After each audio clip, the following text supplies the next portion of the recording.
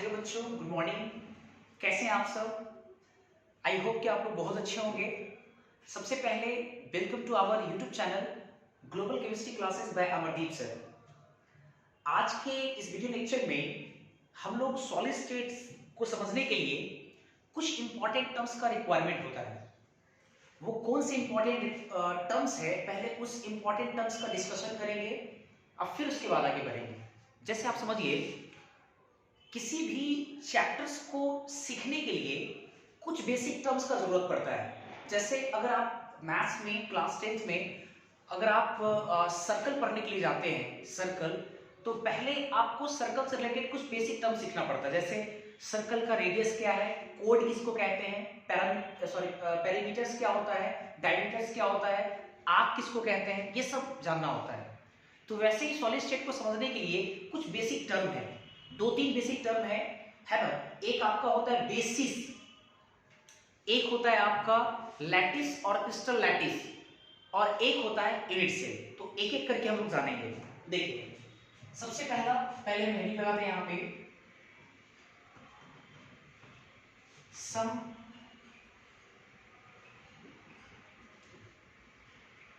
Important terms.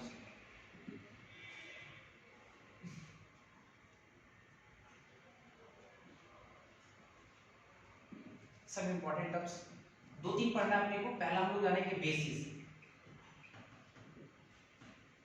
और सवाल ये कि बेसिस होता क्या है। देखिए, एक बात मैं फिर से कह दूं कि बेसिस आपके एग्जाम में आएगा नहीं कि बेसिस है क्या, व्हाट इज द बेसिस, ये नहीं आएगा, है कि नहीं, ये सब पूछा नहीं जाएगा। बस सॉलिड स्टेट को समझने के लिए कुछ इंपॉर्टेंट टर्म्स है, बस उसको डिफाइन करना है। अब सवाल ये कि बेसिस होता क्या है। तो वो बेसिस एक नॉर्मल वर्ड है, एक साधारण वर्ड है, एक कॉमन टर्म है जिसको आप कई जगह पे इस्तेमाल करते है ना। तो अगर अगर अगर आपसे मैं पूछूं कि बेसिस क्या है, तो आप लोग ये बोल सकते हैं कि सर किसी के रेफरेंस में अगर हम लोग बात करते हैं तो उसको बोलते हैं बेसिस। होता भी यही है, लेकिन थोड़ा और बेसिस को अच्छे से समझते हैं। जैसे अगर मैं आपसे पूछूं कि किसी भी मकान का बेसिस क्या होता है, तो मकान का बेसिस का हिंदी होता है नींव। तो किसी भी मकान का बेसिस क्या होता है, ईंट होता है। कई सारे ईंट से एक मकान बनता है। तो मेन अगर बात करें किसी भी मकान का, अगर बेसिस की बात करें, तो मकान का बेसिस होता है ईंट होता है। तो आप मकान के बेसिस किसको बोलेंगे? अगर आपसे बोला जाता है मकान का बेसिस क्या है, तो आप बोलते हैं ईंट। और एक बात देखिए जरा, अगर ईंट मकान का बेसिस है तो वो ईंट अपने आप में सबसे छोटा है। वो ईंट अपने आप से उस मकान में सबसे छोटा हिस्सा है, और सबसे छोटा होने के साथ साथ इंडिपेंडेंट है। मतलब आप एक एक ईंट को बाहर भी निकाल सकते हैं। ऐसा नहीं तो दो ईंट मिल गया एक नया चीज बन गया, नहीं, आप एक एक ईंट को बाहर भी निकाल सकते हैं। मतलब आप ये समझिए कि बेसिस जो है, अगर मकान के बेसिस की बात करें तो मकान का बेसिस होता है ईंट, और ईंट अपने आप में उस मकान का सबसे स्मॉलेस्ट पोर्शन है, और साथ ही साथ इंडिपेंडेंट यूनिट। मतलब इंडिपेंडेंट मतलब एक एक यूनिट स्वतंत्र है, उसको आप निकाल सकते हैं, एक एक ईंट को आप निकाल सकते हैं मकान से। तो अगर बात करें सॉलिड स्टेट की, तो आपको पता है कि सॉलिड एक प्रकार का मैटर होता है, और दुनिया का हर मैटर छोटे छोटे कणों से मिलकर बना होता है। तो अगर हमको सॉलिड में डिफाइन करना है बेसिस क्या है, तो हम ये बोल सकते हैं कि सॉलिड में जो एटम या मॉलिक्यूल या जो आयन अर्थात जो पार्टिकल्स है, वो अपने आप में एक बेसिस कहलाएगा। और जिस प्रकार से मकान में ईंट बेसिस कहलाता है, और बेसिस अपने आप में सबसे स्मॉलेस्ट होता है और इंडिपेंडेंट यूनिट होता है, उसी प्रकार से सॉलिड में एटम, मॉलिक्यूल या आयन जो कि सबसे स्मॉलेस्ट है और इंडिपेंडेंट भी है, मतलब एक एक एटम निकल सकता है। तो सॉलिड में बेसिस कौन कहला जाएगा? एटम, मॉलिक्यूल या आयन। मोटे तौर पर मैं एक ही लाइन कहना चाहूंगा, बेसिस का हम सिंपल मतलब बोल रहे हैं कि सॉलिड में जो एटम या मॉलिक्यूल या जो आयन प्रेजेंट है या जो पार्टिकल प्रेजेंट है, उसी पार्टिकल को एक नाम दे रहा है बेसिस। और बेसिस स्मॉलेस्ट होता है। ऑब्वियस है, सॉलिड में अगर एटम, मॉलिक्यूल या आयन है तो सबसे स्मॉलेस्ट एटम, मॉलिक्यूल या आयन ही होता है, और इंडिपेंडेंट है, एक एक एटम निकाला जा सकता है, एक एक एटम हट सकता है, अलग अलग हो सकता है, इंडिपेंडेंट। तो एक लाइन इसके बारे में लिखेंगे कि बेसिस कैन बी एटम,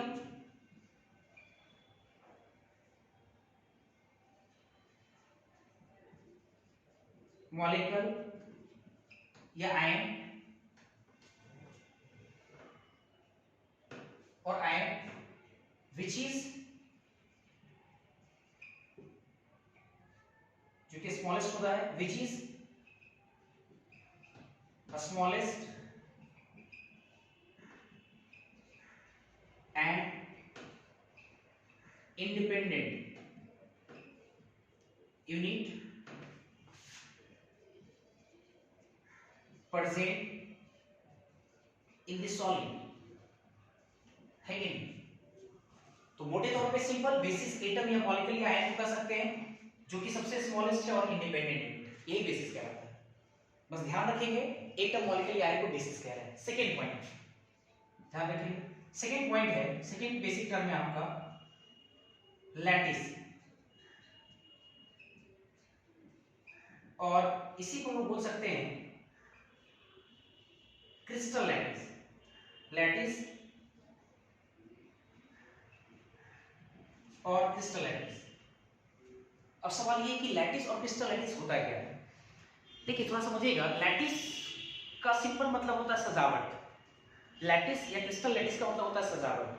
अगर आप गूगल करते हैं देखिएगा उसका मतलब होता है फलक, फलक एक तरह का सजावट होता है। लैटिस का लैटिस भी एक कॉमन वर्ड है। आप अगर आप उसको सर्च करते हैं गूगल वगैरह पे या जानते होंगे पहले से, तो लैटिस का सिंपल मतलब होता है कई सारे पोर्स का कलेक्शन को एक साथ हम लोग लैटिस कह सकते हैं। अगर कई सारे पोर्स का कलेक्शन अगर एक साथ है तो हम लोग बोल सकते हैं उसको लैटिस। जैसे अगर हम बात करें, जैसे अगर आप देखे होंगे कि जो वेंटिलेटर होता है उस वेंटिलेटर्स में जो जाली लगा हुआ होता है, जाली, उस जाली में कई सारे पोर्स होते हैं, तो वो जितने भी पोर्स है उस सारे पोर्स के कलेक्शन को हम बोल सकते हैं लैटिस। और भी हो सकता है, जैसे अगर मान लीजिए कि आप चलनी देखे होंगे, चलनी, तो चलनी में भी क्या होता है कई सारे पोर्स होते हैं, तो उसके कलेक्शन को क्या बोल सकते हैं लैटिस। आप अगर लोहे का खिड़की देखे होंगे तो उस खिड़की में भी एक पैटर्न बना होता है, पैटर्न एकदम सीधा सीधा ऐसा करके जो रहता है, जो बना रहता है, आप उसको भी क्या बोल सकते हैं लैटिस। लैटिस का सिंपल अर्थ होता है सजावट। अगर एक ही चीज का कई तरीके से कलेक्शन हो, एक ही जैसा चीज, तो आप उसको बोल सकते हैं लैटिस। क्लियर है? अच्छा, लैटिस या क्रिस्टल लैटिस उसी चीज को बोल सकते हैं। लेकिन सवाल ये कि सर सॉलिड स्टेट में लैटिस किसको बोलेंगे? थोड़ा समझना अच्छे से यहाँ पे। जैसे एक बात मुझे पहले बताइए, सॉलिड है तो मैटर, और अगर कोई मैटर है, अगर कोई दुनिया का कोई भी चीज है, ऑब्वियस है वो छोटे छोटे कणों से मिलकर बना है, तो ऑब्वियस है अगर उस छोटे छोटे कणों से मिलकर बना है तो उसमें कई सारे एटम्स होंगे। जैसे मान लीजिए कि एक सॉलिड हम लेकर आए, मान लीजिए सॉलिड है, इसमें कई सारे एटम्स हैं, इनफाइनाइट नंबर ऑफ एटम्स है, हर जगह पे एटम है और एटम स्फेरिकल होता है। आप किसी भी एंगल से देखेंगे तो क्या आपको इसमें जितने भी एटम है, क्या आपको वो सारे एटम्स दिख पाएंगे? नहीं दिखेंगे, पूरी तरह से क्लियर नहीं हो पाएगा, बीच वाला एटम छुप जाएगा। तो पेपर रिप्रेजेंटेशन को आसान करने के लिए या इमेजिनेशन को आसान करने के लिए हम लोग क्या करते हैं कि जो एटम है, जो स्फीयर है, उस स्फीयर को हटा करके हम एक पॉइंट लोकेट कर देते हैं। जैसे बढ़िया समझना, एक बड़ा सा इतना बड़ा सॉलिड है मान लीजिए, इसमें कई सारे एटम्स हैं, कई सारे, हर जगह एटम एक दूसरे से टच में है, हर जगह पे चारों तरफ एटम है।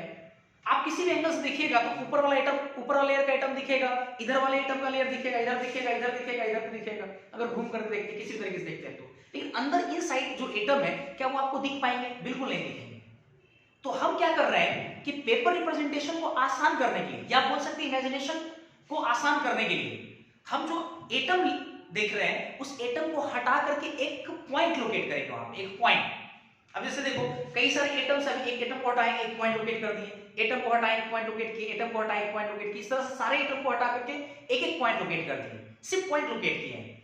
अब थोड़ा इमेजिनेशन करो, तुम अगर चारों तरफ से घूम जाओगे तुमको हर एटम एक दूसरे से दिख जाएगा कि कहां कहां पे कितने एटम है, बिल्कुल दिखेगा। बहुत सारे एटम है, जैसे हम एटम को हटा के पॉइंट लोकेट किए तो हमको हर एटम अपने आप में दिख रहा है, कौन कहां पे रखा हुआ है, दिख रहा है हमको। क्लियर है यहां तक? तो अब देख सकते हैं कि ये जो सॉलिड था उसमें कई जगह पे एटम तो एक पॉइंट है, पॉइंट है, पॉइंट है, पॉइंट है, पॉइंट है, पॉइंट है, कई सारे पॉइंट्स है, कई सारे पॉइंट्स है। इस पूरे पॉइंट के कलेक्शन को हम लोग बोलते हैं लैटिस। इसी पॉइंट के कलेक्शन को क्या बोलेंगे? लैटिस। हमने आपको पहले ही बोला, अगर एक ही चीज कई बार रिपीट करता हो, एक ही चीज, एक ही जैसे चीजें हो वो कई बार रिपीट करता हो, तो आप उसको हम बोल सकते हैं क्या? लैटिस या क्रिस्टल लैटिस। तो इसमें यही चीज हो रहा है कि पॉइंट्स जो है, जैसे हम लोग देखे थे चलनी में कई सारे पोर्स होते हैं, कई सारे पोर्स के कलेक्शन लैटिस कहला रहे थे। कई सारे जैसे पैटर्न अगर बात करें तो कई सारे पैटर्न्स मिलते हैं खिड़कियों में, तो उस पैटर्न्स को हम लोग बोल सकते हैं लैटिस। जैसे अगर आपको खिड़की नहीं दिख नहीं रहा होगा बोर्ड पे प्रोजेक्ट में भी, तो आप उसको बोल सकते हैं लैटिस। तो सिंपल लैटिस का मतलब सजावट होता है, कई सारे पोर्स का एक साथ कलेक्शन को लोग बोलते हैं लैटिस। तो इसमें भी कई सारे देखो पॉइंट्स हमको मिल रहा है, तो इस पॉइंट के कलेक्शन को बोलते हैं लैटिस या क्रिस्टल लैटिस। और एक पॉइंट अपने आप में कहलाएगा लैटिस पॉइंट। हर पॉइंट को क्या बोलेंगे? Lattice point. देखिए जरा यहां लिखते हैं लैटिस और क्रिस्टल लैटिस के बारे में, इमेजिनेशन क्लियर रखिएगा। आप लोग लिख सकते हैं व्हेन बेसिस, बेसिस किसको बोले थे? एटम मॉलिक्यूल आयंस को। When basis are replaced by points,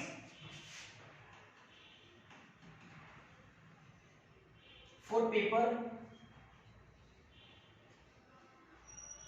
representation, for paper representation, then these points, basis मतलब एटम को हटाएं, पॉइंट्स लोकेट करते हैं, ठीक है। Then these points are called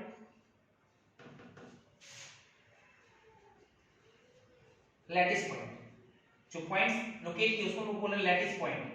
ध्यान रखिएगा लैटिस पॉइंट अपने आप में कहीं ना कहीं एटम ही है वहां पे, lattice point. And the collection of lattice point and the collection of lattice point is called lattice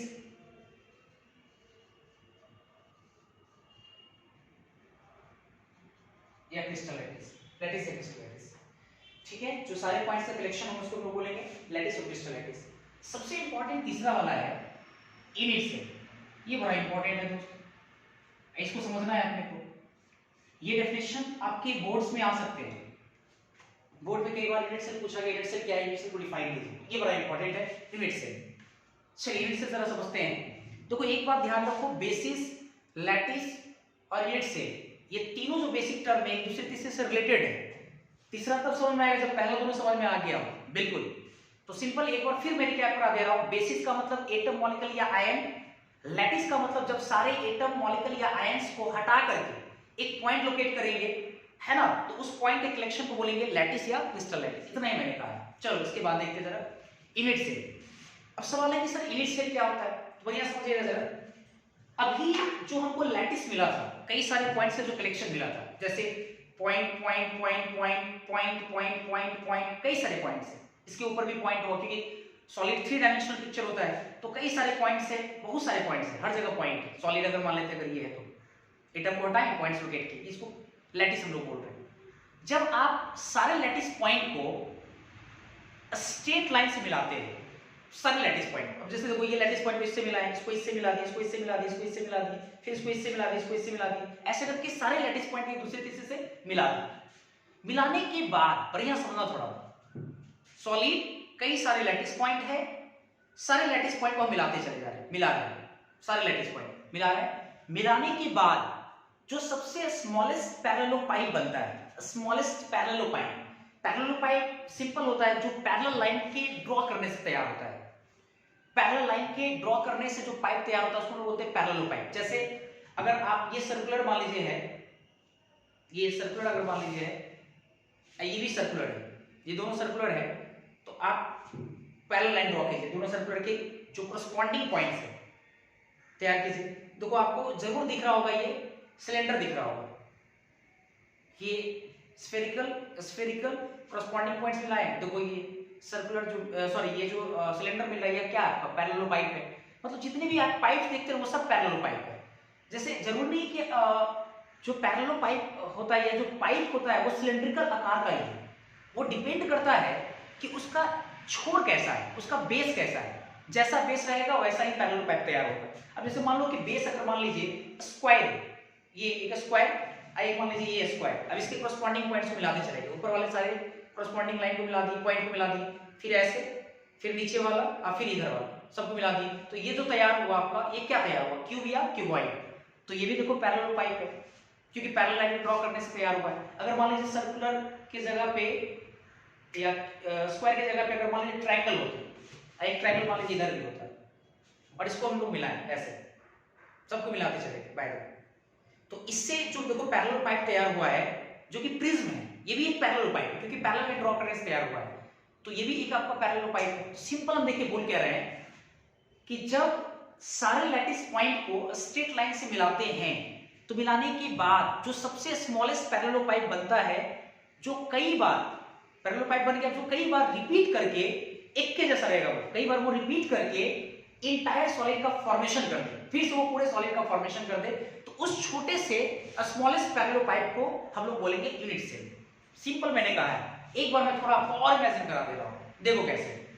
आप एक चीज बताइए, सॉलिड कैसा पढ़ रहे हैं आप, क्रिस्टलाइन। क्रिस्टलाइन सॉलिड में याद कीजिए एटम्स अलाइंड होते हैं, अच्छे से सजे होते हैं। तो अब मान लीजिए हम कुछ एटम का पैटर्न आपको दिखा रहे हैं, जैसे मान लीजिए एक एटम, दो एटम, तीन एटम, चार एटम, फिर यहाँ मान लीजिए 5 एटम, 6 एटम, 7 एटम, 8 एटम, फिर यहाँ पे मान लीजिए 9, 10, 11, 12, ऐसे फिर ऊपर 12, फिर ऊपर 12, फिर ऊपर 12, ऐसे करके सजे हुए। तो नीचे वाला जो लेयर में जो 12 एटम आ रहा था, फिर जो सेकंड लेयर में 12 एटम, फिर 12 एटम, फिर 12 एटम, तो मैं आपको दिखा रहा हूँ। जैसे पहला जो है यहाँ पे 4, 4, 8, 4, 12, तो पहला वाले को दूसरे से मिलाएं, दूसरे को तीसरे से मिलाएं, तीसरे को चौथे से मिलाएं, लैटिस पॉइंट। फिर अब फिर उसी तरह से इन चारों को भी पहले को दूसरे, दूसरे को तीसरे, तीसरे चौथे से, पहले दूसरे, दूसरे तीसरे, तीसरे चौथे से। अब इसमें देखो इसको इससे मिला दी, इसको इससे मिला दी, इसको इससे मिला दी, इसको इससे मिला दी, इसको इससे मिला दी, आपको देखो एक स्क्वायर दिख रहा होगा, एक स्क्वायर, दो स्क्वायर, तीन स्क्वायर, चार स्क्वायर, चार स्क्वायर बन गया होगा। फिर जब इसको फिर इधर मिलाएंगे 5, 6, 7, 8, 9, 10, 11, 12, 12 स्क्वायर नीचे बन गया।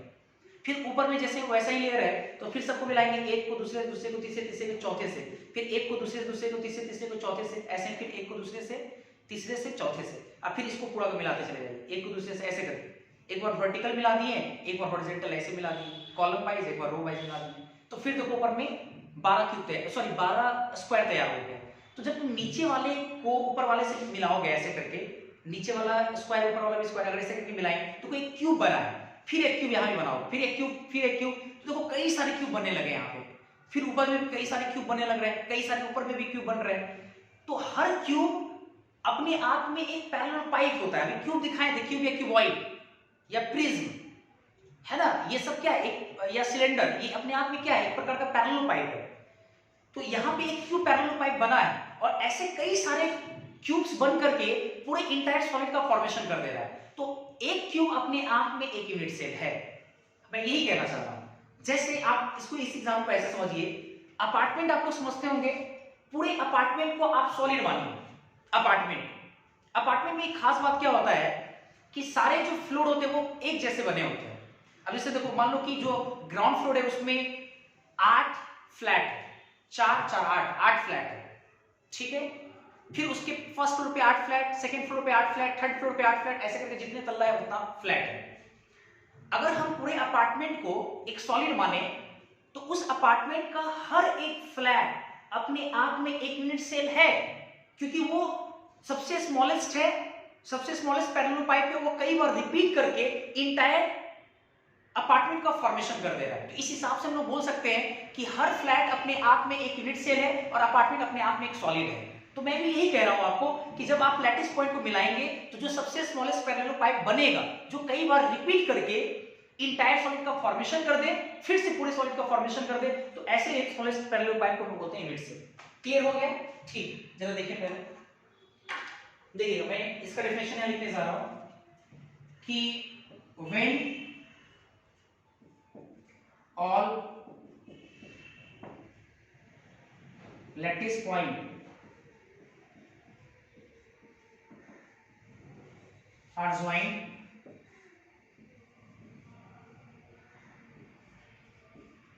by straight line, all lattice points are joined by straight line, then the smallest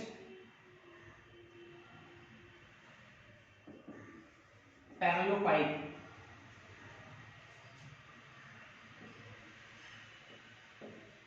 which can be repeated, जो कई बार रिपीट करेंगे इसमें in 3D, 2 डायमेंशन है 3 dimension, in 3D which can be repeated in 3D to generate entire solid, पूरे solid को generate कर दे, to generate entire solid, then this is the smallest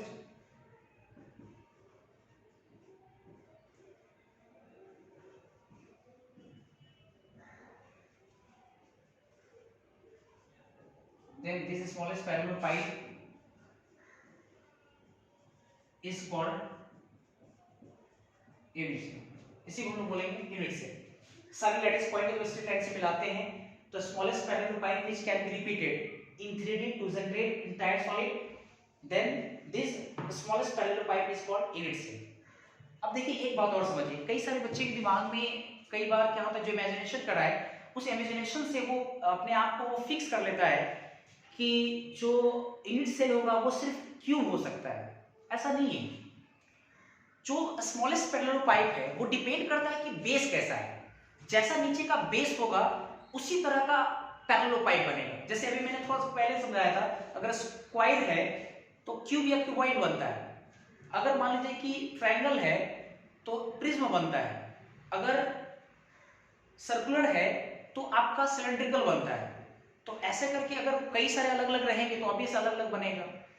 तो मैं आपको यूनिट सेल को और भी अच्छे से फील कराने के लिए हम लोग क्या करेंगे कि कई सारे एटम्स लाएंगे और उस एटम को सजाएंगे, एटम्स को 3D में सजाएंगे और 3D में सजा करके देखेंगे कि किस तरह का, या आप ऐसे बोल सकते हैं कि किस किस प्रकार का आपका यूनिट सेल बन सकता है, यूनिट सेल तैयार हो सकता है। तो वो डिपेंड करता है बेस पे।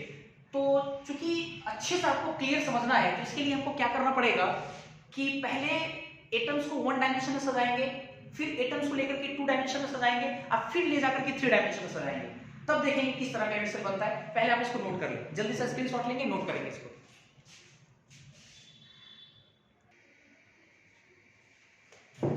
चलिए इसके बाद हम लोग क्या करते हैं, कई सारे एटम्स को लाते हैं, पहले एक बार 1 डायमेंशन में सजाएंगे, फिर 2 डायमेंशन में, फिर 3 डायमेंशन। 1 डायमेंशन का मतलब होता है कि आप एक एक्सिस के अलोंग सजाइए, एक एक्सिस के अलोंग मतलब एक लाइन के अलोंग कई सारे एटम्स को आप रखिए। 2 डायमेंशन का मतलब होता है कि आप 2 एक्सिस के अलोंग सजाइए, लेंथ और ब्रेथ जिसमें होना चाहिए। और 3 डायमेंशन का मतलब होता है लेंथ, ब्रेथ और हाइट, आप एक्स वाई जेड तीनों एक्सिस के अलोंग सजाइए। तो सबसे पहले हम लोग देखेंगे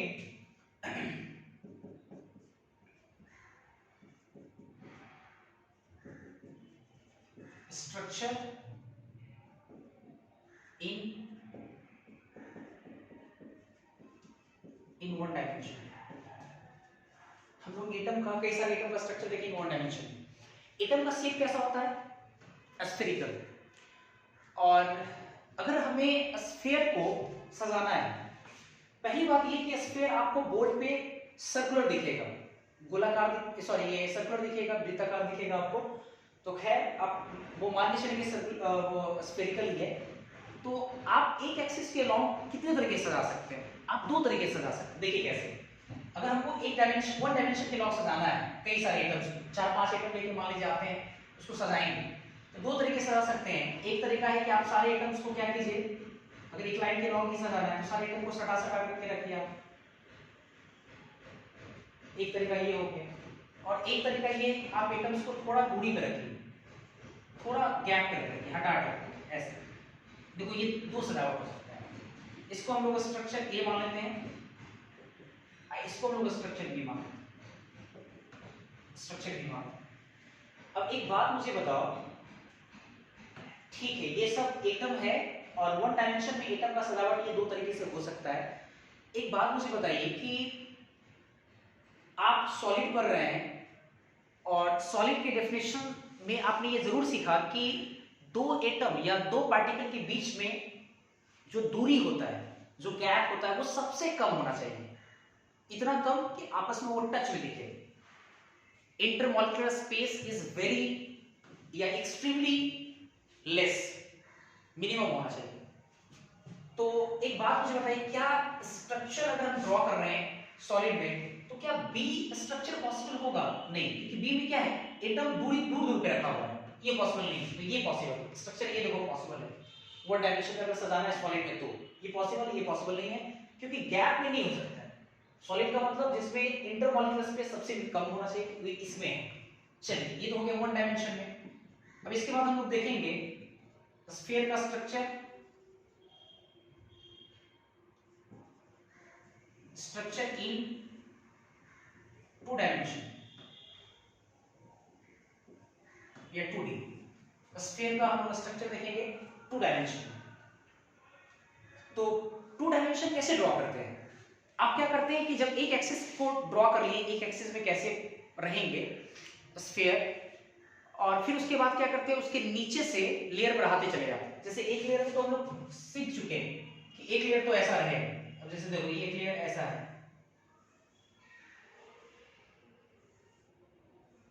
देखो एक लेयर में ऐसे 5 एटम्स है ना। अच्छा, तो मेरा सवाल ये है कि हमको टू डायमेंशन में सजाना है, तो आप टू डायमेंशन में कितने तरीके से सजा सकते हैं? इसका आंसर होगा 2। कैसे 2 तरीके से सजा सकते हैं? जैसे आपने वन डायमेंशन मतलब एक लेयर में तो आपने बना लिया है, अब इसके दूसरे लेयर में एटम को लगाना है, इसके मान लीजिए नीचे लगाना है एटम्स को, तभी तो टू डायमेंशन में आएगा। ये लेंथ है, ब्रेथ आएगा तब ना बोल सकते हैं आप टू डायमेंशन। ठीक है, तो नीचे की तरफ आएगा तो वो टू डायमेंशन है। ठीक है, अब हमको इसके नीचे लगाना है, तो नीचे हम लोग 2 तरीके से लगा सकते हैं। एक तरीका ये है कि जैसे एटम है 1 2 3 4 5, वैसे नीचे वाले लेयर में भी वैसे एटम को रख दें, इसके नीचे रखें, इसके नीचे, इसके नीचे, इसके नीचे, इसके नीचे, है ना। एक तरीका ये है कि इन दोनों के बीच में जो वॉइड बन रहा है, देखो गैप जो बन रहा है, फिर इन दोनों के बीच में जो गैप बन रहा है, इन दोनों के बीच में गैप बन रहा है, फिर गैप बन रहा है, तो उस गैप में हम लोग रखें। ये 2 तरीकों के कारण टू डायमेंशन में 2 तरह का स्ट्रक्चर हो सकता है। एक स्ट्रक्चर देखेंगे आप, जैसे अगर इसको लेयर ए मानेंगे, है ना, वैसे देखो इसको भी जस्ट देखो नीचे बस उतार दे रहे हैं, देखो ऐसे। ठीक है, जैसे ये है वैसे देखो इसको नीचे उतार दे रहे हैं।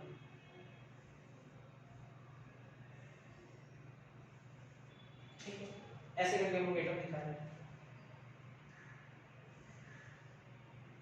ठीक, तो लेयर अगर ऊपर वाले को ए माने तो ये भी देखो लेयर ए है, ये भी लेयर ए, क्योंकि लेयर सब रिपीटेड एक जैसा है।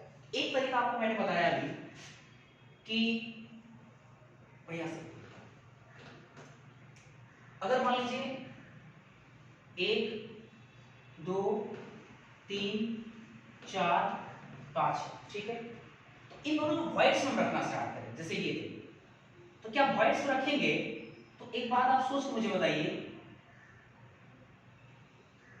क्या लेयर सेम रहेगा? नहीं। अगर इसको आप लेयर ए माने, अगर आप इसको लेयर ए माने हैं तो ये लेयर ए नहीं होगा, क्योंकि देखो जैसे ये था इस लेयर में जितने भी एटम वैसे नहीं उतारे, आप दोनों को व्हाइट रखें, फिर देखो इन दोनों को व्हाइट रखते हैं,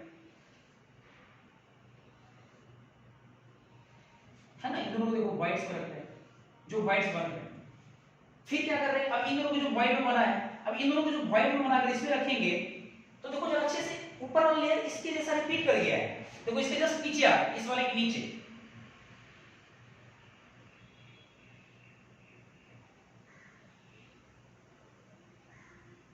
है ना। देखो जरा इसकी इन दोनों को व्हाइट के बीच में रखें तो देखो इसके नीचे आ रहा है, देखो जरा अच्छे से, आपको बिल्कुल दिखना चाहिए कि दोनों अलग है। ये लेयर देखो ए है, ये लेयर ए नहीं है, ये थोड़ा अलग हो गया, इसलिए लेयर बी नाम दे दी। अब फिर से देखो लेयर ए एक ही जैसा हो गया, पहला जैसा है वैसे तीसरा वाला भी, तो ये लेयर ए, ये लेयर बी, ये लेयर फिर ए हो गया। इसमें देखो लेयर ए, लेयर दोनों अलग अलग सजावट है। आप इसको फील भी कर सकते हैं, इसमें कोई भी अगर आप एटम उठाएंगे, कोई भी एटम, तो देखो जरा अच्छे से ये 4 एटम भी टच में, देखो ये वाला एटम इसके टच में, इसके टच में, इसके टच में, इसके टच में, इसमें कोई भी एटम आप उठा लीजिए, कोई भी, तो ये 6 एटम के टच में आएगा, किसी भी एटम को उठा लीजिए। हम कुछ लेयर बनाएंगे इसके बीच में, तो इसके टच में, इसके टच में, इसके टच में, इसके टच में, इसके टच में, इसके टच में, देखिए 6 एटम के टच में। अब ये दोनों में अलग अलग तरीका है, दोनों में अलग अलग तरीके से सजा हुआ है। तो ये हो गया आपका स्ट्रक्चर इन 2 डायमेंशन। इसको चूंकि देखो स्फीयर एक जैसा नहीं बनाया, हम एक साइज का नहीं बनाया, इसलिए पिक्चर्स में थोड़ा एक्यूरेसी कम दिख रहा होगा आपको। अगर आप एक्यूरेट स्ट्रक्चर देखना चाहते हैं तो हम क्या करते हैं कि पेपर रिप्रेजेंटेशन को आसान बनाने के लिए हम स्फीयर को हटा करके एक पॉइंट लोकेट कर देते हैं, लैटिस पॉइंट दिखाते हैं, लैटिस पॉइंट के माध्यम से। तो इसका नाम देते हैं स्ट्रक्चर ए, इसका नाम देते हैं स्ट्रक्चर बी। तो एक बार पहले लैटिस पॉइंट का हम दिखाएंगे स्ट्रक्चर, बढ़िया देखेंगे सब लोग। देखिए लैटिस पॉइंट में जैसे 5 एटम को दिखा रहे हैं हम, ऐसे और कई सारे एटम हो सकते हैं, लेकिन 5 का बना रहे हैं, 3 4 5। स्ट्रक्चर ये दिखा रहा है, तो जस्ट लेयर सब सेम है। फिर देखो 1 2 3 4 5, उसके नीचे ही आएगा। फिर उसके बाद 1 2 3 4 5, ये आपका स्ट्रक्चर ए लैटिस पॉइंट के रूप में। और स्ट्रक्चर बी को अगर आप देखेंगे, देखो 1 2 3 4 और 5 ये लेते हैं, ठीक है 5 और लेते हैं। इन दोनों के बीच में देखो आ रहा है, यहाँ पे आएगा, फिर इन दोनों के बीच में, फिर इन दोनों के बीच में आएगा, दूसरा लेयर अलग था ना, दोनों के बीच में आ रहा था, तो 3, फिर इन दोनों के बीच में 4, फिर इसके यहाँ होता तो इसके बीच में यहाँ पे 5, फिर इन दोनों के इसके सॉरी अब इसके और इसके बीच में आएगा, तो इसके सीधा नीचे लेयर ए हो गया ये, इस इन दोनों के बीच में तो यहाँ पे आएगा, इन दोनों के बीच में तो यहाँ आएगा, इन दोनों के बीच में तो यहाँ आएगा, इन दोनों के बीच में तो इसके सामने ये वाला आएगा लेयर। तो ये आपका स्ट्रक्चर बी, ठीक है। और जो 2 डायमेंशन होता है वो बेस दिखाता है, बेस। अब देखो जरा बेस इसमें देखो कई तरीके से बन सकते हैं, जैसे देखो तुम इस लैटिस पॉइंट को इससे तुम मिला दो, इसको इससे मिला दिए, इसको इससे मिला दिए, इसको इससे मिला दिए, देखो तो कैसा बेस बन रहा है, स्क्वायर बन रहा है। तो ऊपर से भी जब आएगा 3 डायमेंशन में, तो नीचे का स्क्वायर है तो ऊपर वाला भी अगर मान लीजिए स्क्वायर बन गया तो फिर क्या बनेगा, क्यूब बन जाएगा आपका। तो देखो इनसे देखो क्यूब हो सकता है कि नहीं। पहले एक बात और समझते हैं, अगर 2 डायमेंशन को अगर आपको दिखाना है, 2 डायमेंशन को दिखाना है, आप एक बात समझिए पहले, अगर आप कोई भी ज्योमेट्री जो कि 2 डायमेंशनल है, अगर आप उसको रिप्रेजेंट करना चाहते हैं, आप उसको दिखाना चाहते हैं, तो आपको टोटल 3 पैरामीटर चाहिए। 3 आपने कई सारी 2 डायमेंशनल ज्योमेट्री ड्रॉ किया होगा, लेकिन इस बात का आप ध्यान नहीं रखते हैं कि क्यों हमें 3 पैरामीटर चाहिए। आप जल्दीबाजी में ड्रॉ कर देते हैं, आपके दिमाग में चूंकि वो चीजें पहले से फिक्स्ड है। अगर आपको स्क्वायर ड्रॉ करना है, स्क्वायर 2 डायमेंशनल है, तो आपको चाहिए लेंथ और ब्रेथ में क्या रिलेशन है और उन दोनों के बीच में क्या एंगल है। अब जैसे ऐसे समझिए ना, ये लेंथ है, ये ब्रेथ है, ठीक है, ये मान लेते ए वेक्टर, ये मान लेते बी वेक्टर, और इन दोनों के बीच का एंगल मान लेते अल्फा। अब देखो यहाँ पे क्या है, ए बराबर बी है, ए बी अगर बराबर है मान लीजिए, और अल्फा बराबर 90 डिग्री, इफ तब ये जाकर क्या हो जाएगा, स्क्वायर हो जाएगा, है कि नहीं। तब जाकर क्या होगा, ये स्क्वायर होगा। अब एक बात और देखो जरा, अगर तुम इसको इससे मिलाते हो, इसको इससे मिलाते हो, इसको इससे और इसको ए वेक्टर मान लो, इसको बी वेक्टर मान लो, ये अल्फा मान लो, क्या यहाँ पे ए नॉट इक्वल टू, क्या ए बी बराबर है, नहीं है। क्या अल्फा 90 डिग्री है, नहीं है।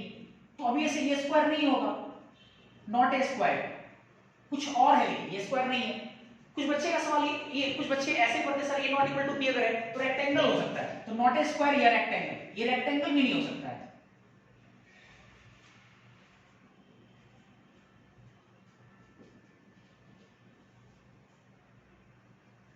रेक्टेंगल भी नहीं हो सकता है।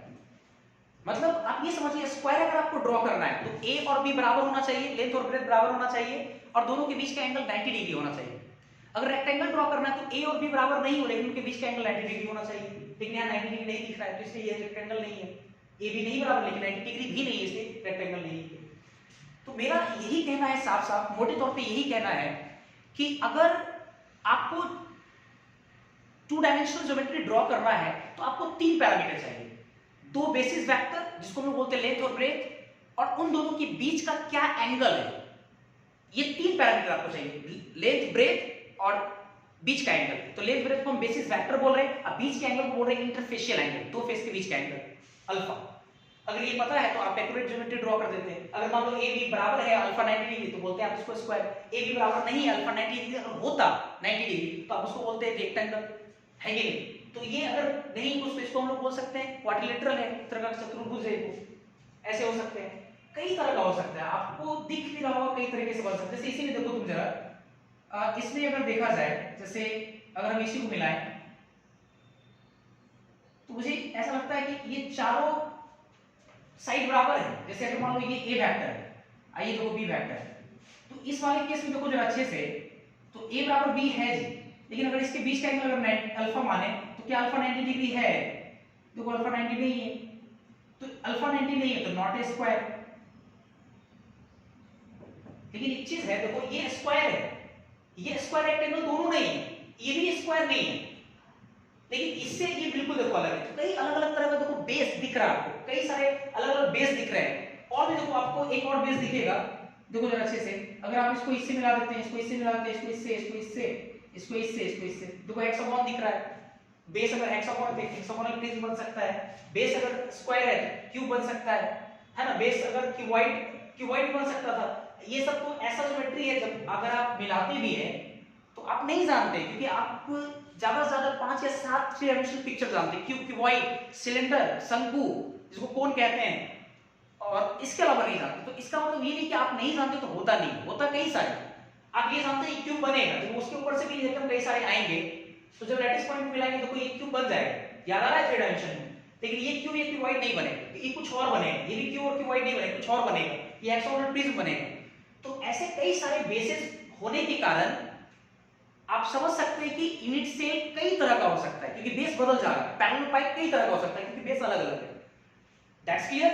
अच्छा, एक बात और देखिए जरा अच्छे से, ये बेसिस वेक्टर अगर ए मान लीजिए, आइए बेसिस वेक्टर देखिए आप बी मान लीजिए हेक्सागोन में, आइए मान लीजिए अल्फा, तो देखो ए बराबर बी है, तो लेंथ और ब्रेथ बराबर होने से स्क्वायर नहीं हो जाता है। अब देखो अल्फा यहाँ पे कितना है, 120 डिग्री है, अल्फा 120 डिग्री है, तो इसलिए ये हेक्सागोन होगा, एक रेगुलर हेक्सागोन होगा, हेक्सागोन भी नहीं बोल सकते, रेगुलर। देखो रेगुलर हेक्सागोन होगा। आपको हर बार हम बोल रहे हैं कि तीन पैरामीटर चाहिए ही चाहिए, ए बराबर बी अल्फा और 120 डिग्री, दो बेसिस फैक्टर और एक इंटरफेशियल एंगल, ठीक है? तो यहां से हम लोग ये समझे कि बेस अलग अलग होने की वजह से कई सारे यूनिट सेल हो सकते हैं। और दूसरी बात ये सीखी हम लोग कि एक अगर आपको टू डायमेंशनल ज्योमेट्री ड्रॉ करना है तो आपको दो बेसिस वेक्टर चाहिए और एक इंटरफेशियल एंगल चाहिए। तो मेरा सवाल आपसे ये है, एकदम बड़ा सवाल, कि अगर आपको थ्री डायमेंशनल ज्योमेट्री ड्रॉ करना है, थ्री डायमेंशनल, तो आपको कितने बेसिस वेक्टर और कितने इंटरफेशियल एंगल चाहिए? अगर आपको थ्री डायमेंशनल ज्योमेट्री ड्रॉ करना है बताइए जरा सोचकर। स्ट्रक्चर इन 3D कितने चाहिए? 6 चाहिए, 6। इस पर देखो लेंथ अगर मान लिया जाए ऐसे, लेंथ, ब्रेथ, हाइट, तीन हो गया ऐसे। लेंथ क्या है, ब्रेथ क्या है, हाइट क्या है, थ्री डायमेंशन जा रहे हैं। लेंथ और ब्रेथ के बीच का एंगल क्या है, लेंथ और हाइट के बीच का एंगल क्या है, ब्रेथ और हाइट के बीच का एंगल क्या है। तो तीन एंगल और तीन बेसिस वेक्टर चाहिए। अब देख सकते हैं, जैसे मान लीजिए अगर हम एक्स वाई जेड एक्सिस अगर ड्रॉ करें, जैसे मान लीजिए ये वाला एक्स एक्सिस है, ये मान लीजिए वाई एक्सिस है, ये मान लीजिए आपका जेड एक्सिस है, ठीक है, जेड एक्सिस है।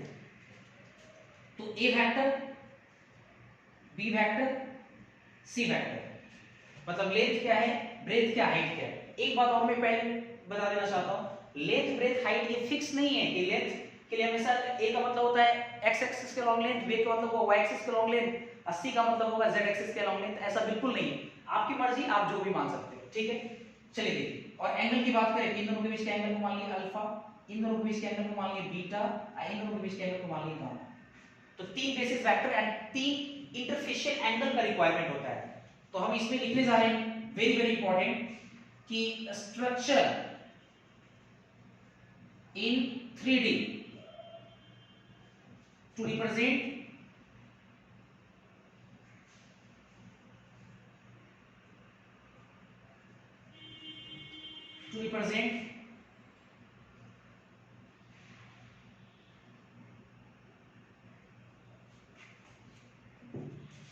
क्या यार जगह भी नहीं मिल रहा है, एक सेकंड यहाँ लिखते हैं। स्ट्रक्चर इन थ्री डायमेंशन लिख सकते हैं to represent any structure in 3D, three basis vector, a vector, comma b vector, comma c vector, bracket में लिख दिए, and three इंटरफेशियल एंगल, दो फेस के बीच का angle, interfacial angle alpha comma beta comma gamma are required,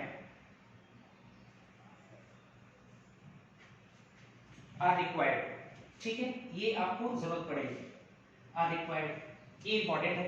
और आप चाहें तो चूंकि स्पेस है नहीं तो आप टू डायमेंशन ये लिख सकते हैं, टू डायमेंशन ज्योमेट्री को ड्रॉ करने के लिए आपको दो बेसिस वेक्टर और एक इंटरफेशियल एंगल चाहिए, यदि जरूरत पड़ेगा, अच्छे डायमेंशन में आपको ये चाहिए। अब देखो थ्री डायमेंशन को 2D में प्रोजेक्ट करना थोड़ा मुश्किल है, इसलिए मैं ज्योमेट्री नहीं दिखा रहा आपको थ्री डायमेंशन में। तो अब सीधे हम लोग आगे बात करेंगे क्या होता है, पहले आप इसको ये से नोट कीजिए, जल्दी से स्क्रीनशॉट ले लीजिए आप लोग।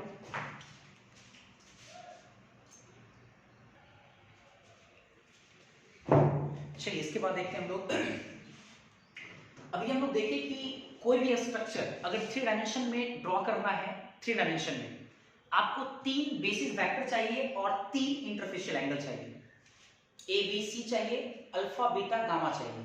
क्या है, अब एक बात समझिएगा, ए बी और सी तीनों बराबर हो, समझना थोड़ा अच्छे से, और अल्फा बीटा गामा तीनों बराबर हो और तीनों 90 डिग्री के बराबर हो, तो आपका कैसा क्रिस्टल सिस्टम बनेगा, क्यूब बनेगा, क्यूबिक बनेगा।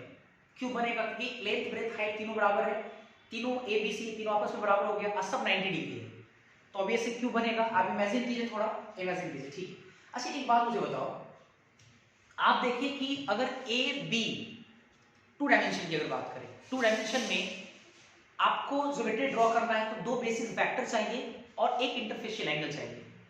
तो दो बेसिस वेक्टर और एक इंटरफेशियल एंगल के अलग अलग कॉम्बिनेशन से कई सारे ज्योमेट्री तैयार हो सकता है, कई सारे, जैसे अलग अलग कॉम्बिनेशन, जैसे ए बराबर बी हो, अल्फा 90 डिग्री हो तो स्क्वायर बन सकता है, ए नॉट इक्वल टू बी हो लेकिन अल्फा 90 डिग्री हो तो रेक्टेंगल बन सकता है, ए नॉट इक्वल टू बी हो और अल्फा भी 90 डिग्री नहीं हो तो ऑब्वियस है आपका क्वाड्रिलेटरल बन सकता है। तो कई तरह का कॉम्बिनेशन बन सकता है। तो उसी तरीके से जस्ट एकदम सेम तरीके से तीन इंटरफेशियल एंगल और तीन बेसिस वेक्टर के मतलब टोटल 6 पैरामीटर के अलग अलग कॉम्बिनेशन से टोटल 7 ज्योमेट्रिकल सिस्टम तैयार होता है, 7 क्रिस्टल सिस्टम तैयार होता है, 7 यूनिट सेल तैयार होता है। आप ये समझिए 7 यूनिट सेल तैयार होता है, जैसे मैंने यहाँ पे लिखा है based on different combination of this 6 parameter total 7 crystal system are defined, total 7 crystal system define होता है। आपके एनसीईआरटी में एक टेबल भी बना हुआ है और याद भी रखना पड़ता है, काफी इंपॉर्टेंट है आपके किसी भी एग्जामिनेशन के पॉइंट ऑफ व्यू से, चाहे आपका बोर्ड का एग्जाम हो, चाहे जेईई हो, चाहे नीट हो, सब में आता है, कई बार आता है। और कई बार होता है क्या है कि रिलेशन इतना अटपटा होता है कि बच्चे लंबे समय तक याद नहीं कर पाते हैं, उसको भूल जाते हैं कुछ दिनों के बाद। तो मेरे पास एक ट्रिक है, अगर इस ट्रिक को याद रखिएगा तो आपको एक लंबे समय तक ध्यान रहेगा और क्वेश्चन अगर एग्जाम में आता है तो आपका बनेगा भी। बढ़िया समझिएगा एक बात को, जैसे क्रिस्टल सिस्टम और उसके अकॉर्डिंग उस 6 पैरामीटर का अलग अलग कॉम्बिनेशन, बढ़िया समझना, 7 क्रिस्टल सिस्टम का नाम होगा, उस 7 क्रिस्टल सिस्टम के अलग अलग कॉम्बिनेशंस होंगे। तो मेरा सवाल ये है कि अगर मैं आपसे बोलूं कि दोनों में से कोई एक चीज याद रखना है तो आसान क्या है, क्रिस्टल सिस्टम का नाम याद रखना या पैरामीटर्स के बीच में रिलेशन क्या है, तो आपका आंसर आना चाहिए क्रिस्टल सिस्टम का नाम याद रखना। क्रिस्टल सिस्टम का नाम याद रखना बहुत आसान है क्योंकि 7 को नाम याद रखना है, इसमें ए बराबर भी हो सकता है, नहीं भी हो सकता है, सी के बराबर हो सकता है, नहीं हो सकता है, तो अलग अलग कॉम्बिनेशन याद रखना थोड़ा मुश्किल है। तो मैं कह रहा हूं कि अगर ये याद रखना आसान है, क्रिस्टल सिस्टम का नाम याद रखना आसान है, तो ये आराम से निकल जाएगा। तो अगर मैं आपको कहूं कि अगर क्रिस्टल सिस्टम को अगर आप याद कर लेते हैं तो मैं आपको अभी के अभी कॉम्बिनेशंस ट्रिक वाइज यूं ही याद कराना सिखा दूंगा, ऐसे ही आप याद कर लोगे। चलिए देखते हैं जरा कैसे। हाँ लेकिन एक शर्त है, शर्त ये है कि जो आप क्रिस्टल सिस्टम का नाम याद रखेंगे वो ऑर्डर में याद होना चाहिए। ऑर्डर में मतलब कि ऊपर से नीचे 1 से 7 तक जब आ रहे हैं तो ये नामों एकदम क्रम में होना चाहिए, ये नाम सारे क्रम में होना चाहिए, एक के बाद दूसरा नाम होना चाहिए, दूसरा के तीसरा, तीसरा वाला पहले आ गया, दूसरा वाला बाद में चला गया, तो सारा रिलेशन जो इधर का ट्रिक वाला वो सब खराब हो जाएगा। इसलिए नाम को हमेशा याद रखेंगे ऑर्डर में। तो देखिए मैं टेबल बना रहा हूँ, पेज को 3 हिस्से में बांट रहे हैं। एक हिस्से में क्रिस्टल सिस्टम लिखेंगे,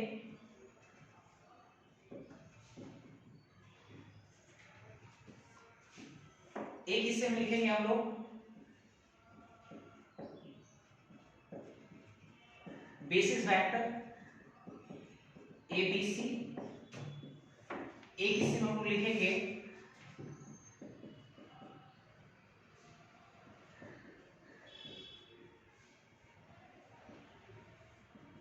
इंटरफेशियल एंगल, अल्फा बीटा का। ठीक है, चलिए अच्छे से। क्रिस्टल सिस्टम 7 होता है, 1 2 नंबरिंग कर लेते हैं, 3 4 5 6 7। अब इसमें भी देखो क्या है कि अगर हम डायरेक्ट एक से लेकर 7 तक लिखते हैं तो कई बार हम भी भूल जाते हैं, क्योंकि ऑर्डर में याद रखना होता है। तो हम अपने आप को याद रखने के लिए हम इसमें भी कुछ ट्रिक्स यूज करते हैं। जैसे ट्रिक्स थोड़ा समझिएगा पहले। 7 क्रिस्टल सिस्टम है, सातों क्रिस्टल सिस्टम का हम एक बार नाम बोलते हैं आपको। एक होता है क्यूबिक, एक होता है हेक्सागोनल, एक होता है टेट्रागोनल, देखो टेट्राहेड्रल नहीं होता है, टेट्रागोनल, एक होता है ट्राइगोनल, एक होता है मोनोक्लिनिक, एक होता है ट्राइक्लिनिक, एक होता है ऑर्थोरोम्बिक। ये टोटल 7 हो गया।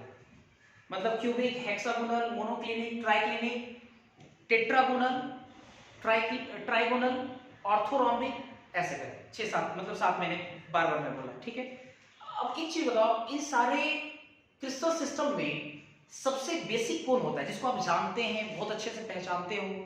तो मेरे को लगता है ऐसा क्यूबिक है। क्यूबिक को आप अच्छे से जानते हैं। Cubic, hexagonal, tetragonal, trigonal, monoclinic, triclinic, orthorhombic. क्या ये क्यूबिक के अलावा क्या किसी और चीज को बहुत अच्छे से आप नहीं जानते हैं? क्यूबिक, तो हम उसको बेसिक, सबसे बेसिक क्रिस्टल सिस्टम क्यूबिक है, इसलिए इसको सबसे पहले नंबर पर रख रहे हैं।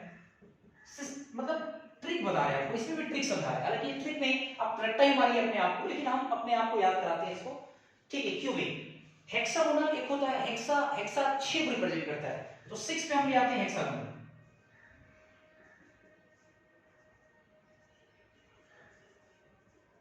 सिक्स पे हेक्सागोनल। ठीक है, हेक्सागोनल के नीचे उतरिए आप। हेक्सागोनल से एक कम आएंगे अगर हम, तो होना चाहिए पेंटागोनल। लेकिन पेंटागोनल क्या क्रिस्टल सिस्टम है? नहीं होता है। पेंटागोनल क्रिस्टल सिस्टम नहीं होता है। आप समझ सकते हैं, अभी जो मैंने नाम लिया, cubic, hexagonal, trigonal, tetragonal, monoclinic, triclinic, orthorhombic, कहां आ रहा है पेंटागोनल? पेंटागोनल नहीं होता है। फिर उससे एक कम आएंगे टेट्रागोनल, फिर उससे एक कम आएंगे ट्राइगोनल। अब टेट्रागोनल उससे पहले, तो देखो यहां लिखेंगे टेट्रागोनल, एक यहां सेट कर देंगे टेट्रागोनल। अब फिर एक होता है ट्राइगोनल, इसके नीचे सेट करो ट्राइगोनल, एक यहां पे सेट कर दिए। अब थोड़ा 3 याद रखना पड़ेगा। एक होता है orthorhombic, monoclinic, triclinic. Monoclinic, triclinic में पहले कौन? मोनोक्लिनिक, तो पहले यहां पे लगाओ ऑर्थोरोम्बिक,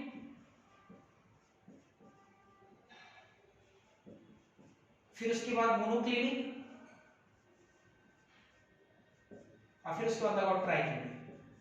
तो दोस्तों अपने आप को ऐसे याद रखते हैं, आप जैसे आपकी मर्जी आप याद रखिए, लेकिन ध्यान लगाइए थोड़ा। पहला नंबर पे क्यूबिक, दूसरा टेट्रागोनल। देखो ध्यान रखना, टेट्राहेड्रल नहीं होता है, टेट्रागोनल होता है। कई बार आपको मिसगाइड करेगा एग्जाम। टेट्रागोनल, तीसरा हो गया ऑर्थोरोम्बिक, चौथा मोनोक्लिनिक, पांचवा ट्राइक्लिनिक, छठा हेक्सागोनल, सातवां ट्राइगोनल। ट्राइगोनल का एक और नाम है, ट्राइगोनल का एक नाम है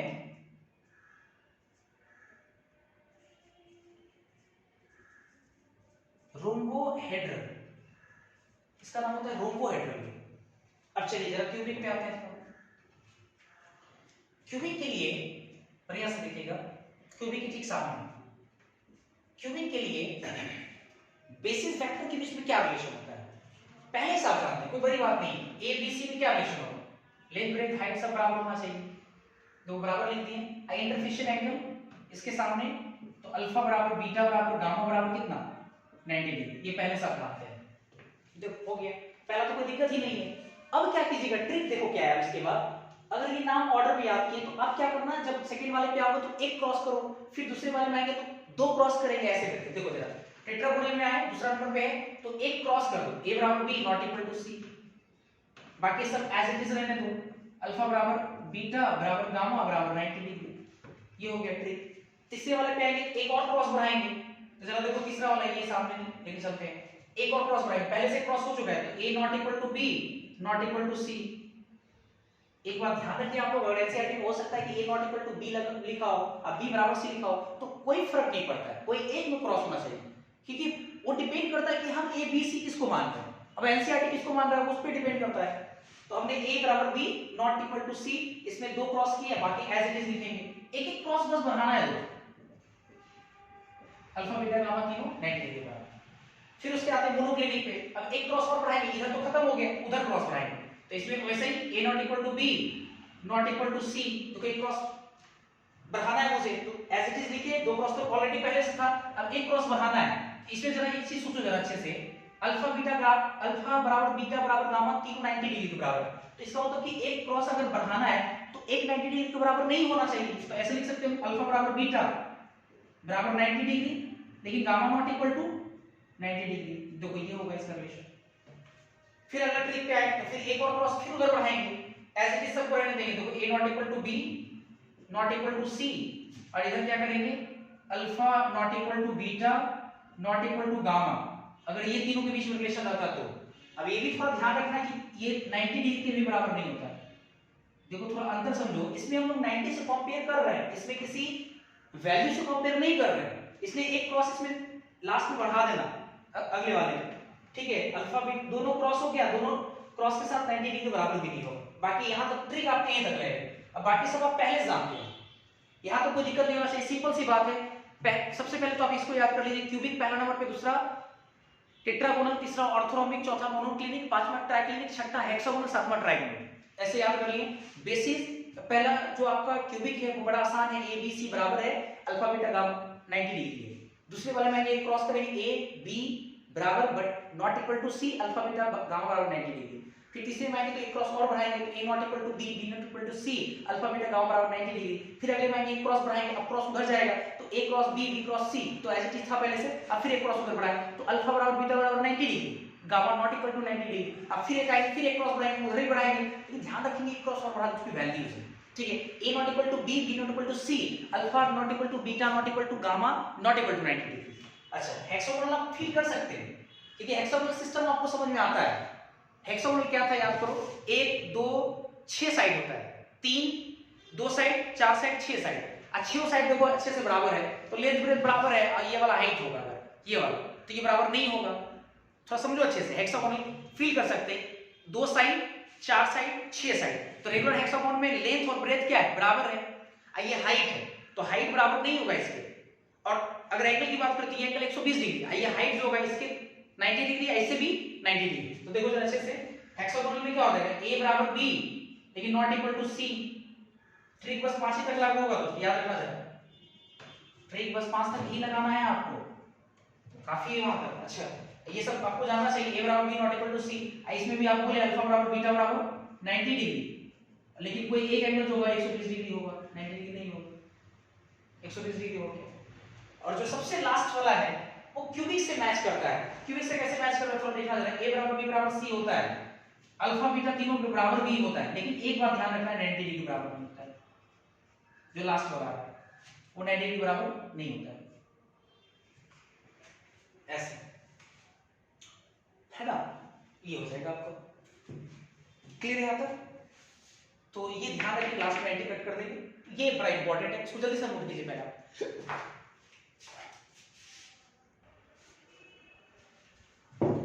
देखिए इसके बाद आते हैं, देखो अभी सेवन क्रिस्टल सिस्टम पढ़ाएं, उम्मीद करते हैं आप लोग एक बार घर में प्रैक्टिस करेंगे उसको, और यकीन मानिए कि वो क्रिस्टल सिस्टम आपको अच्छे से याद हो जाएगा, एक बार थोड़ा सा लॉजिक लगाना हो से करके।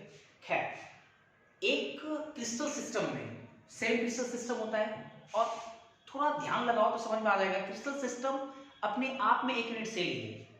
तो एक यूनिट सेल में, याद करो यूनिट सेल कैसे आता था, जब लैटिस पॉइंट को मिलाते थे, तो एक यूनिट सेल में लैटिस पॉइंट का सजावट 4 तरीके से हो सकता है।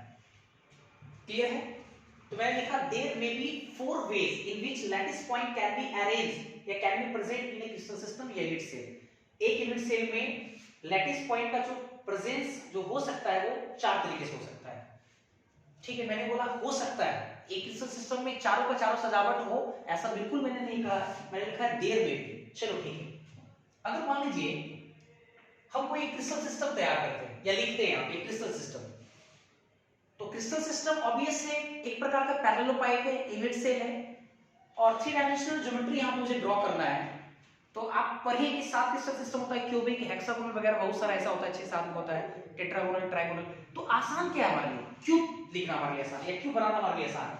तो चलो ठीक है, हम एक क्रिस्टल सिस्टम के रूप में मान लीजिए हम क्यूब ले लेंगे। ये क्रिस्टल सिस्टम है अपने आप में, ठीक है, देखो बढ़िया से देखा जाए तो अगर मान लीजिए कि लैटिस पॉइंट का प्रेजेंस या लैटिस पॉइंट का अगर सजावट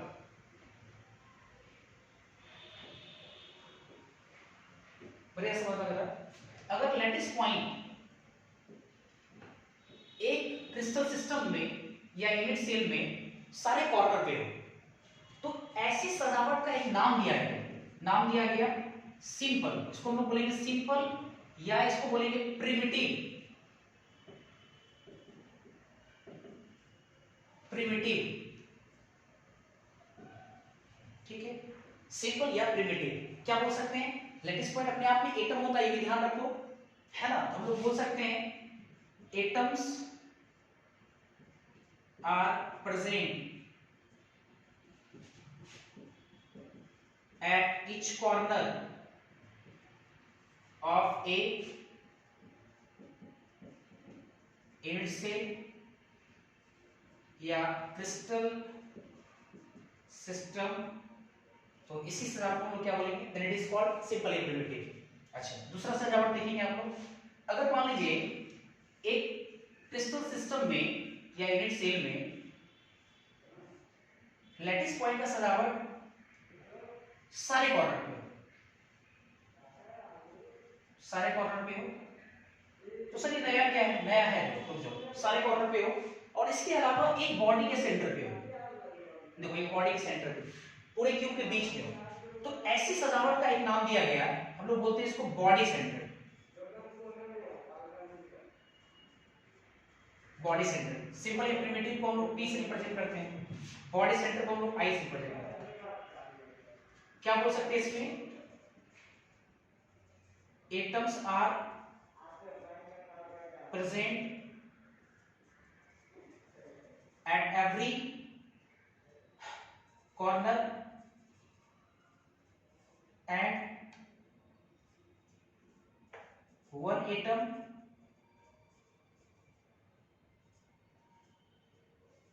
is present at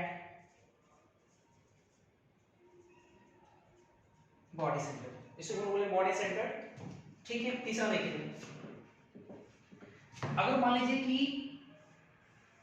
एक क्रिस्टल सिस्टम में, क्रिस्टल सिस्टम के रूप में हम लोग एक क्यूब बना लिए और इसके सारे कॉर्नर पे प्रेजेंट, ठीक है, सबके कॉर्नर पे, सबके कॉर्नर पे हो, सारे कॉर्नर पे हो और प्रत्येक फेस के सेंटर पे हो। प्रत्येक फेस, ऊपर वाला फेस, नीचे वाला face, right face, left face, पीछे वाला फेस और फ्रंट वाला फेस। वो दिखे थोड़ा 3D में, इसको देखो इसे मिला दिया,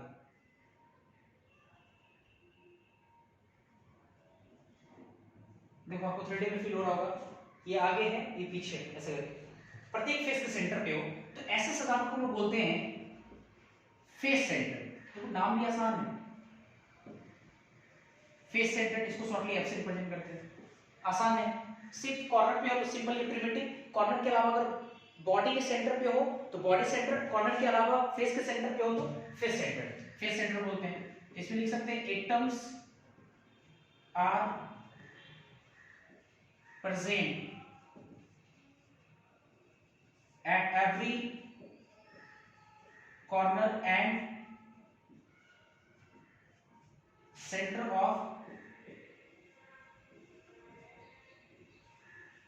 ईच फेसेस, इसी को बोलेंगे फेस सेंटर्ड। और चौथा एक है अगर लैटिस पॉइंट का सजावट सारे कॉर्नर पे हो, सारे कॉर्नर पे, और इसके अलावे one set of opposite faces, कोई एक जोड़ा अपोजिट वाला फेस के सेंटर पे हो, कोई एक जोड़ा। जैसे अगर ये क्यूब है, ये रूम अपने आप में, तो ऊपर वाला फेस का सेंटर तो नीचे वाला फेस का सेंटर, क्योंकि ऊपर वाला फेस नीचे वाला फर्श के, छत फर्श के अपोजिट फेस है, ये वाला उस साइड, वो जो सामने वाला जो फेस है उसके अपोजिट फेसेस है, ये दोनों अपोजिट फेसेस है। तो कोई one pair of set of opposite faces, मतलब ऊपर तो नीचे, अगर लेफ्ट वाला लेते तो राइट वाला, कोई बैक लेते तो फ्रंट वाला, तो ये होगा ऐसा, कोई one set of opposite face के सेंटर पे हो, इसको लोग बोलते हैं end centre.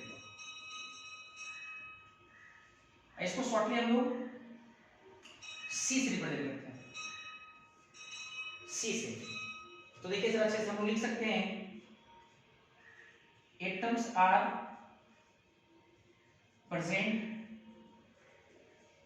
Eight every corner and one set of and center of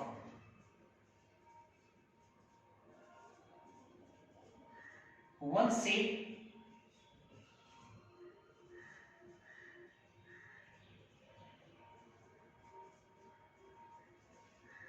opposite faces, center of one set of opposite faces, इसी को लोग इन सेंटर बोलते हैं। अब थोड़ा समझना एक बात को, एक यूनिट सेल में लैटिस पॉइंट का सजावट टोटल 4 तरीके से हो सकता है। तो आप एक बात मुझे बताइए कि क्रिस्टल सिस्टम ऐसे कितने एग्जिस्ट करते हैं? 7। तो एक क्रिस्टल सिस्टम में 4 तरीके से लैटिस पॉइंट का सजावट हो सकता है, और ऐसे 7 क्रिस्टल सिस्टम है, तो टोटल कितने ब्रेवियस लैटिस होना चाहिए? ब्रेवियस लैटिस वही सजावट होता है, कितने होने चाहिए? तो एक में 4, तो 7 में 28, 28 होने चाहिए, होने भी चाहिए 28, लेकिन नेचर में 28 पॉसिबल नहीं होते हैं।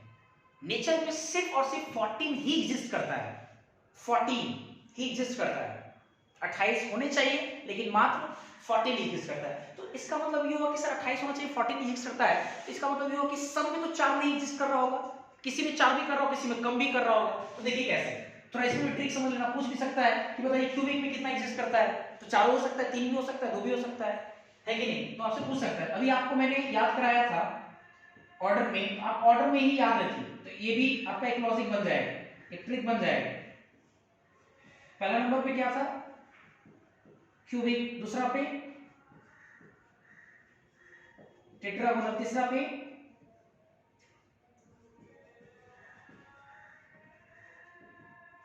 ऑर्थोरॉम्बिक, चौथा पे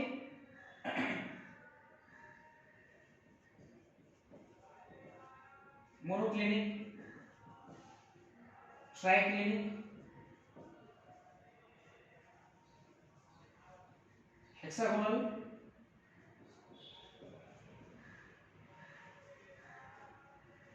ट्राइगोनल। ठीक है, क्यूबिक में शुरुआत का तीनों एग्जिस्ट करता है, चारों नहीं एग्जिस्ट करता, शुरुआत का तीनों। कौन कौन सा? प्रिमिटिव पी, दूसरा बॉडी आई, तीसरा फेस पी आई एफ। ठीक है, पी आई एफ। अच्छा, टेट्रागोनल में शुरुआत का 2 एग्जिस्ट करता है, प्रिमिटिव और बॉडी, प्रिमिटिव और बॉडी। ऑर्थोरॉम्बिक में चारों का चारों एग्जिस्ट करता है, पी आई एफ और सी। ठीक है, मोनोक्लिनिक में पहला और लास्ट में एग्जिस्ट करता है पी और सी, सब में फिर एक एक एग्जिस्ट करता है, पी पी पी। अब देखो 3 2 5 4 9 2 11 और 3 14, देखो 14 एग्जिस्ट करता है, ये 14 हो गए। ठीक है, और सबसे इंपॉर्टेंट बात कि आपको सिलेबस में क्यूबिक पढ़ना है, सिर्फ क्यूबिक क्रिस्टल सिस्टम पढ़ना है, सिर्फ यही पढ़ना है आपको। मैं अभी, आप पहले इसको नोट कीजिए।